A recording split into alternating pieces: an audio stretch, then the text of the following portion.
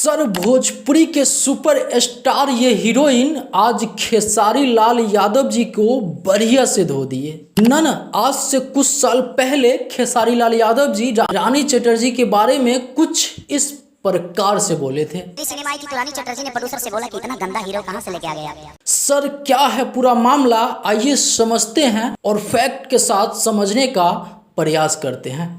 सबसे पहले सर अगर बात करें रानी चटर्जी जी के बारे में, तो ये रानी चटर्जी भले नाम है लेकिन इनका रियल नाम सबीहा कुछ ऐसे ही करके नाम है, यानी कि ये कास्ट से मुस्लिम है लेकिन रोल फिल्मों में ऐसे ऐसे भी ये कर चुकी है। तो भाई एक्टर है तो ये सब नॉर्मली बात है, इतना तो आप जानते होइएगा।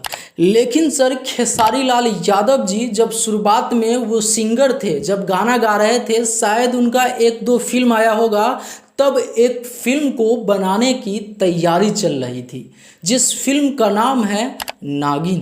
लेकिन खेसारी लाल यादव जी इसी फिल्म के बारे में ऐसे बोल रहे थे कि भाई ये फिल्म में हम थे, तो ये रानी चटर्जी प्रोड्यूसर को बोल रहे थे कि भाई कैसे, मतलब कैसा हीरो को आप लिए आए हैं, आप खुद ही सुनो। रानी चटर्जी ने प्रोड्यूसर से बोला कि इतना गंदा हीरो कहां से लेके आ गया। लेकिन सर खेसारी लाल यादव जी यहाँ पे सरासर झूठ बोल रहे हैं, ऐसा साबित रानी चटर्जी खुद कर रही है। उन्होंने एक स्टेज पे कहा है वो झूठ है, सुन लिए सर।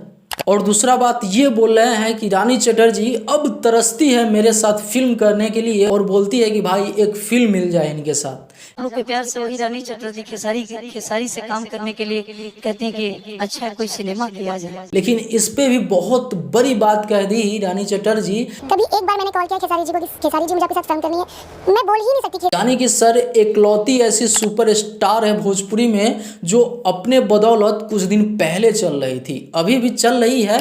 रानी चटर्जी जी के बारे में आप क्या कुछ कहना चाहते हैं नीचे कमेंट बॉक्स में जरूर बताइएगा, और इस प्यारे से शख्स के बारे में भी कुछ कहना चाहते हैं तो नीचे कमेंट बॉक्स खुला है, वहाँ पे जाके एक प्यारा सा कमेंट जरूर कीजिएगा।